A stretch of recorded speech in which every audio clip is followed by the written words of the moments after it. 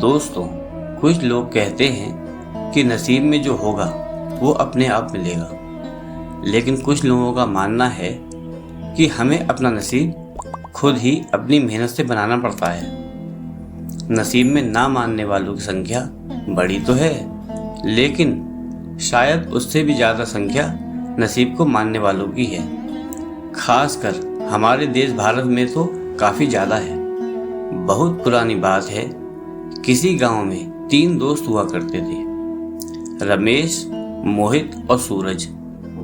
रमेश और मोहित काफ़ी अच्छे धनवान परिवार से थे, लेकिन सूरज बेहद ही गरीब और साधारण परिवार का था।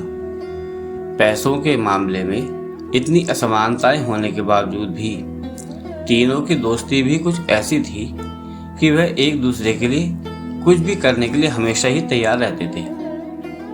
ऐसा नहीं है कि उन धनवान दोस्तों को अपने इस गरीब दोस्त की कोई चिंता नहीं थी।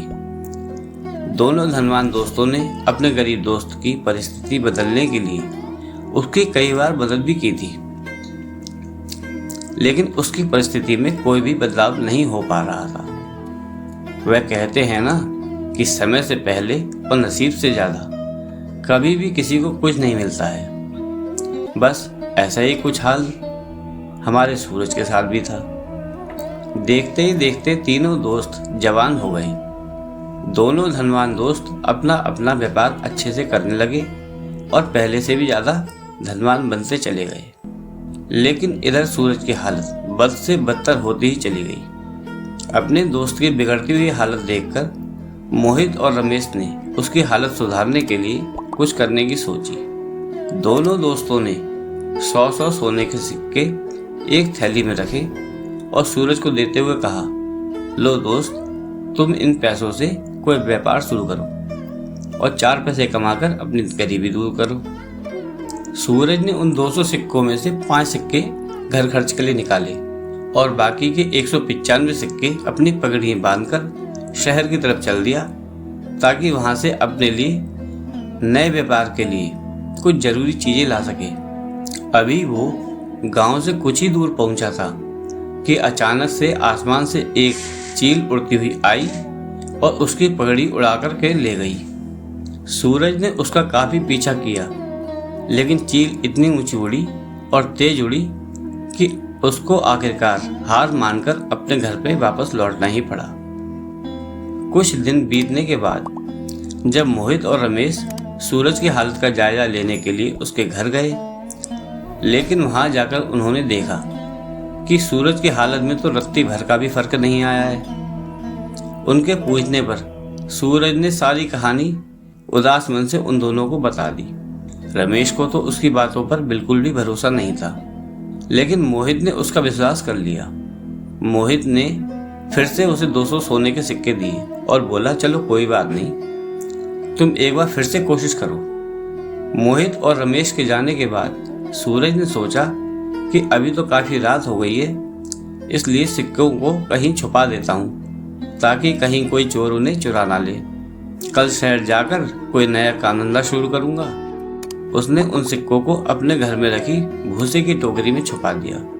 सुबह सूरज जब नींद से जागा तो वो सबसे पहले सीधा उस भूसे की टोकरी की तरफ गया जहाँ उसने सिक्के छुपाए थे। उसने घर में काफी ढूंढा, लेकिन उसे वह भूसे की टोकरी कहीं नहीं दिखाई दी। जब उसने अपनी माँ से पूछा तो माँ ने बताया कि उसे सब्जी खरीदनी थी और घर में पैसे थे नहीं, इसलिए उसने उस भूसे की टोकरी के बदले सब्जी खरीद ली।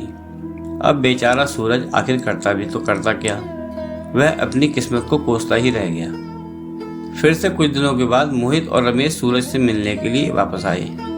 तब भी उन्हें उसकी परिस्थिति में कोई भी बदलाव नजर नहीं आया, बल्कि इस बार तो उसकी हालत और भी ज़्यादा खराब हो चुकी थी। उसके कपड़े भी फट चुके थे और तो और उसके घर में कपड़े सिलने के लिए एक सुई तक नहीं थी। मोहित और रमेश के पूछने से पहले ही सूरज ने अपने साथ हुई घटना के बारे में सब कुछ दोनों को रो रो कर बता दिया और अब वह रुआंसी आवाज में बोला कि माफ़ करना दोस्तों, तुम लोगों ने मेरी बहुत मदद करने की कोशिश की है, लेकिन अब तुम लोग मेरी मदद करना छोड़ दो। अब तो मुझे भी लगता है कि मेरी किस्मत में धनवान बनने का सुख लिखा ही नहीं है। मेरी वजह से तुम्हारा भी काफ़ी नुकसान होता रहता है। रमेश को अपने जिगरी दोस्त की ऐसी हालत देखकर उस पर दया आ गई, लेकिन ये बात तो वह भी जानता था कि वह चाहे कितनी भी उसकी मदद करने की कोशिश कर ले, लेकिन उसका परिणाम बिल्कुल ही निष्फल रहता है। इसलिए वह तुरंत एक दुकान पर जाकर उसके लिए एक सुई खरीद करके ले आया और उसने सूरज को वह सुई दे दी। रमेश और मोहित के वहां से जाने के बाद सूरज ने अपनी माँ से कहकर अपने फटे हुए कपड़े सिलवा लिए। उसी दिन उनके पड़ोस में रह रहे एक मछुआरे की बीवी उनके घर पर आई और सुई मांगने लगी। वह बोली कि मेरे पति को मछलियां पकड़ने जाना है, लेकिन हमारा मछली पकड़ने का जाल कई जगह से फट चुका है। अगर आपके पास सुई है तो मेरी मदद कर दीजिए। इसके बदले में मैं आपको एक अच्छी सी ताज़ी मछली दे करके जाऊंगी। सूरज की माँ ने उस महिला को सुई दे दी। अगले दिन वह महिला एक बड़ी सी मछली को अपने साथ में लेकर के उनके घर आई और उन्हें धन्यवाद देते हुए सुई और मछली उनको दे करके वापस चली गई। सूरज की माँ ने शाम के समय जब मछली को पकाने के लिए काटना शुरू किया तो उस मछली के पेट में से एक चमकीला सा पत्थर निकला। सूरज को पत्थर कुछ ज्यादा ही कीमती जान पड़ा, इसलिए जब उसने जौहरी के पास जाकर के उसकी जांच करवाई तो वह बहुत कीमती हीरा था। उसको बेचकर सूरज को 20,000 सोने की मोहरें मिल गईं। इतने सारे पैसे उसकी गरीबी दूर करने के लिए काफी थे। उन पैसों से उसने अपने लिए एक अच्छा सा घर खरीदा और काफ़ी सारी खेती करने लायक ज़मीन और एक बगीचा भी खरीद लिया। साथ ही साथ कई सारी गाय भैंसें भी खरीदी ताकि वो लोग अपना दूध का नया व्यापार शुरू कर सकें। हमेशा की तरह ही कुछ समय के बाद जब उसके दोनों दोस्त रमेश और मोहित उससे मिलने के लिए आए तो उसकी बदली हुई परिस्थिति देखकर दोनों ही दोस्त दंग रह गए। इस बार मोहित को सूरज की बातों पर बिल्कुल भी भरोसा नहीं हो रहा था। उसे लग रहा था कि जरूर उसी के दिए पैसों से सूरज ने तरक्की की है, लेकिन वह शायद बताना नहीं चाहता है। लेकिन रमेश को उस पर विश्वास हो गया था कि जरूर उसी सुई की वजह से ही उसकी किस्मत बदली है।